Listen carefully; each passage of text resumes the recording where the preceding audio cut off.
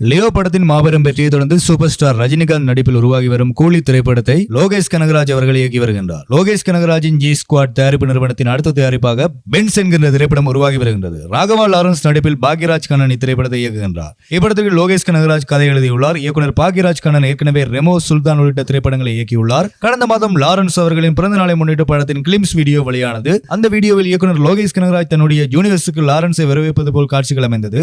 இதனால் லோகேஷ் கனகராஜின் எல்சியூவில் ஏற்கனவே இருக்கும் கைதி டில்லி, விக்ரம், லியோ உள்ளிட்ட கதாபாத்திரங்களுடன் இந்த பென்ஸ் கதாபாத்திரமும் இணையும் என்று எதிர்பார்க்கப்படுகின்றது. இதனால் இப்படத்தின் மீது ரசிகர்களுக்கு மிகப்பெரிய எதிர்பார்ப்பு உருவாகியுள்ளது. படத்தின் இசையை இளம் இசையமைப்பாளரான சாய் அபயங்கர் இசையமைக்க உள்ளார். இந்நிலையில் பென்ஸ் படத்தின் வில்லன் கதாபாத்திரத்துக்கு மாதவனை படக்குழு தேர்வு செய்துள்ள தகவல் வெளியாகியுள்ளது. இதுகுறித்து அதிகாரப்பூர்வ தகவல் விரைவில் வெளியாகும் என எதிர்பார்க்கப்படுகிறது. இம்மாதிரியான கதாபாத்திரத்தில் மாதவன் நடிக்க உள்ளார் என்பது ரசிகர்கள் மத்தியில் பெரும் எதிர்பார்ப்பை ஏற்படுத்தியுள்ளது. இதுபோல இன்னும் பல காணொலிகளை பார்க்கணும்னா நம்ம பசங்க சப்ஸ்கிரைப் பண்ணுங்க, கூடவே இந்த பெல் பட்டனை கிளிக் பண்ணுங்க.